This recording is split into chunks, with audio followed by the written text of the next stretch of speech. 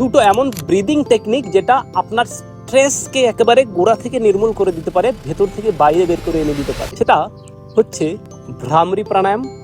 আরেকটা বলছি, আগে আমরা ভ্রামরীটা শিখে নিই কিভাবে করবো। মেডিটেটিভ পশ্চারে বসবো, যে কোনো একটা মেডিটেশন করার আসন, এটা বজ্রাসন। হাত বৃদ্ধাঙ্গুল দিয়ে আমরা কান দুটো বন্ধ করব।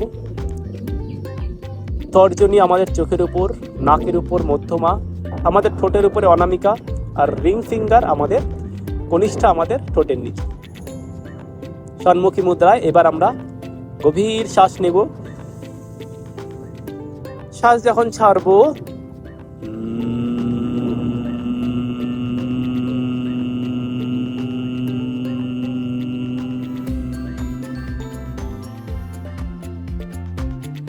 ভ্রমণের মতন আওয়াজ করবো। আবার গভীর শ্বাস নেব, আবার ভ্রমণের মতন আওয়াজ করবো। এভাবে কন্টিনিউয়াসলি আমরা করে যাব।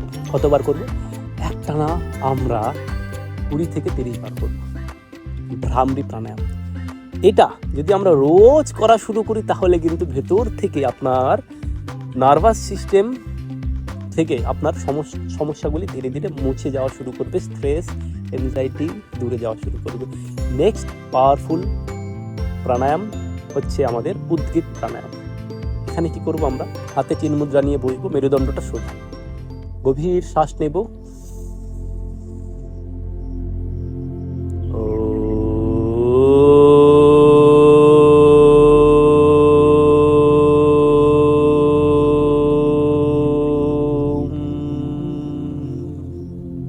আবার গভীর শ্বাস নেব,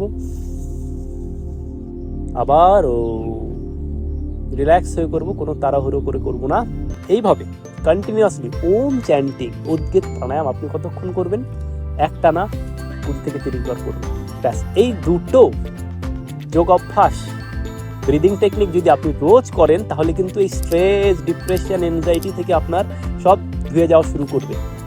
আরও একটা পাওয়ারফুল অভ্যাস আছে, আমি এখানে শো করছি না, জাস্ট নামটা বলে রাখছি, ভস্ত্রিকা প্রাণায়াম।